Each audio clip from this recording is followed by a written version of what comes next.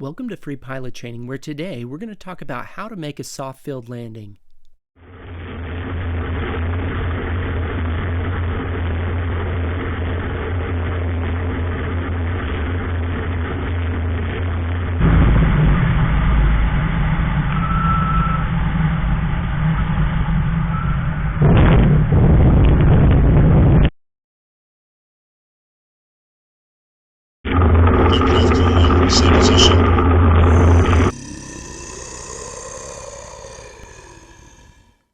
Now, I'm going to be honest about something. Every instructor teaches soft field landings a little bit differently. But if you want to pass your check ride, you need to follow the AIRMAN certification standards put out by the FAA. So let's pull that out and take a quick look at it, because the DPE is going to be required to use this when he gives you your check ride. And if you meet all those standards you see in the ACS, you will pass that part of your check ride. So first things first, let's take a look at the knowledge portion. So I'm not going to sit here and read every line to you, but I just want to point out there's some things you got to know for each maneuver for your check ride. One thing that sticks out to me here is this line that says a stabilized approach to include energy management concepts. If you're having a hard time figuring out if you're high or low on your approaches, this is something you really need to be working on with your instructor. You'll see here in a minute that I like to call out when I'm high or low. Then I make the correction. This is a really good technique for students, and your instructor should correct you if you're wrong. Next, you're going to be expected to use sound pilot judgment. This is also called risk management. Now, it's a good idea to read all these before your check ride, but there's a couple I want to point out here. First, runway surface condition. Now, as a general rule, your airplane will slow down pretty quickly on grass. But because we use our brakes as little as possible on grass, this will increase your landing distance. And if you're landing on wet grass, this will increase your landing distance even more. And if you land on a muddy runway, that comes with its own set of problems, and I recommend that you just don't do it. And notice here that if you go around, that's using good risk management. If you need to go around, do it. Now let's move on to the meat and potatoes. These are the skills you need for this maneuver in order to pass your check ride.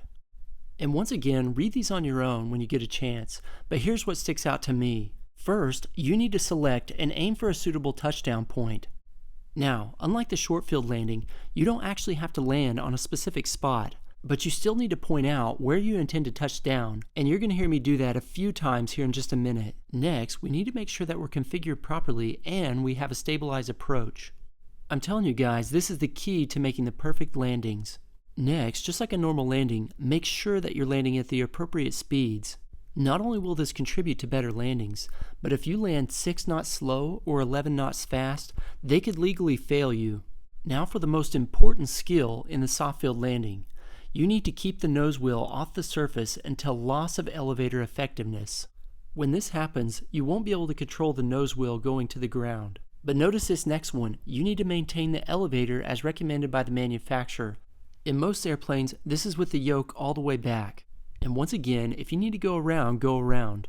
They actually expect you to do it instead of writing out a bad landing. Alright, now that we got that out of the way, let's talk about how we're actually going to do this landing. Okay, so here's the real secret. The soft field landing is exactly the same as the normal landing, with the exception of some minor differences in the flare. Before we discuss that, let's take a quick step back and talk about the round out, and this is going to apply to all your landings. In order to use this technique, you really need to be using an aim point. To do this, pick a bug splatter or a spot on the windscreen about a fist's length above the dash. It's probably going to be closer to the dash if you're landing with less or no flaps. Next, pick an aim point.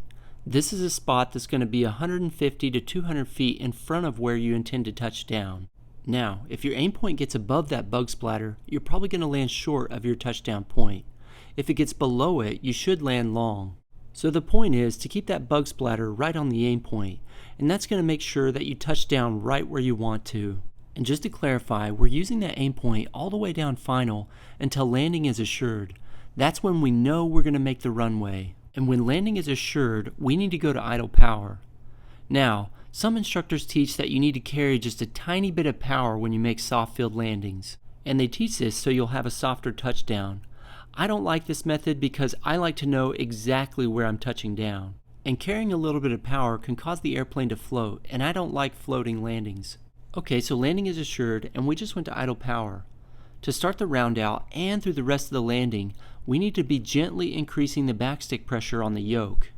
When I say gently increasing the backstick pressure, I want you to think of pulling the trigger on a gun. If you yank that trigger back, you're going to miss your target. And the same is true for the airplane. If you yank that yoke back, you're going to balloon. And now you've got a new problem to solve. So how quickly do we pull back on that yoke? Well, that depends on a couple things. The first thing it depends on is your power pool. In the words of Uncle Ben, with great power comes great responsibility. In pilot terms, that means if you have a faster power pool, you need a more aggressive flare. Also, if you're using more flaps, you'll need to be more aggressive as well. And there's actually two reasons for this. First, as you know, flaps steepen our descent. So this creates a shorter distance to the runway, which means we have a shorter distance in which to complete the round out and flare. The other reason is that flaps lower the pitch of the airplane, so you have to round out and flare the airplane more to get to the landing attitude. This is why a lot of students find that landing without flaps is actually easier than landing with flaps. On a lot of airplanes, you'll find that they're already in the landing attitude when you land without flaps. And the flare is almost non-existent in this case. Okay, so landing is assured and we're at idle power, and we're just squeezing back on that yoke to start the round out.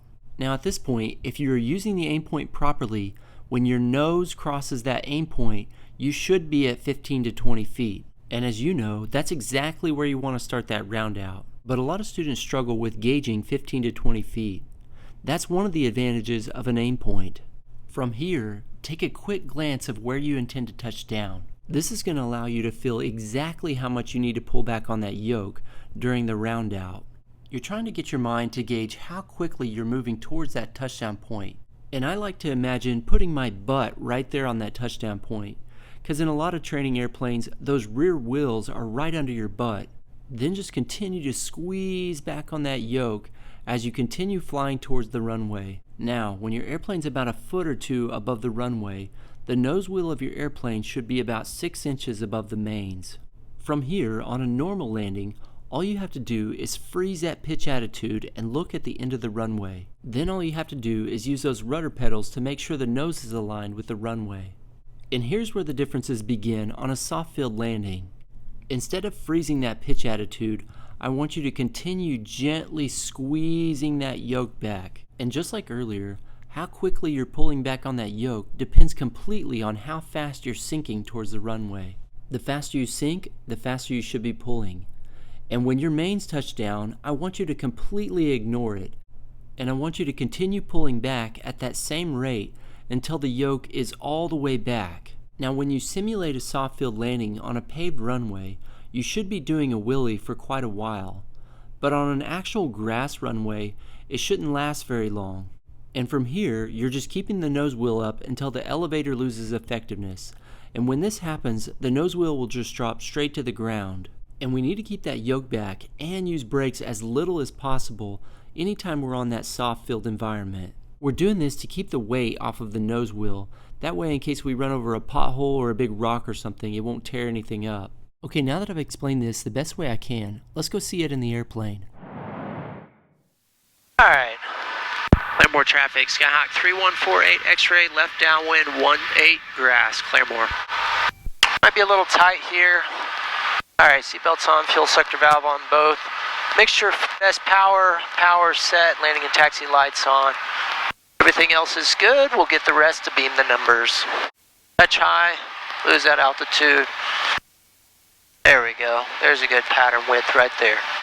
Traffic, helicopter 197, Omega 17, right traffic, so. Alright, to beam the touchdown point, 1700 RPM, first notch of flaps. No carb heat since we're landing on grass. Now we're just pitching for 70. Slow, pitch down. Somewhere right in there, we'll turn base. Claremore traffic, Skyhawk 3148 X-ray, left base, 18 grass, Claremore. And a little low, second notch of flaps. Claremore traffic, Luna 42, helicopter 6 miles to the southwest at 1,000 feet, inbound for landing south, Claremore traffic. I'll go ahead and lower the rest of flaps. No carb heat. I'll keep 70 knots. Park traffic, helicopter 197, turning right downwind 17, Doug.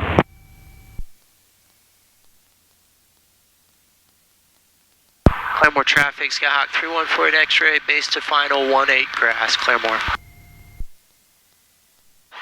Alright, planning on touching down just to the left of those pappies. Pitching for 60 knots. Power for altitude. Maybe a touch high. Just going to land just to the left of those pappies. My aim point, I'm just going to put the aim points about 100, 200 feet in front of those pappies, just to the left of them. And a little slow, pitch down, a little power to offset that.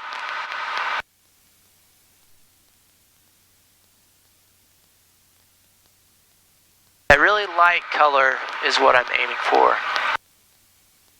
My aim point's about right here, so I should land right beside or just beyond those pappies. So right in here, landing as assured, I'll go to idle power. Now I'm just driving it down to the runway. Little gust there. Now I'm just keeping the nose wheel off. That's all I'm doing. Just keep that nose wheel up. Just keep it up until it loses effectiveness. Helicopter 3 to the west. Right there, it lost effectiveness, and I could not control it going to the ground. We'll use minimal braking. And don't forget to continue keeping that yoke back to protect the nose wheel. I hope you enjoyed today's video. If you did, would you click that like button for me? Also, please consider subscribing if you haven't already. I've got lots more training and lots more coming. Speaking of that, check out this video right here. See ya!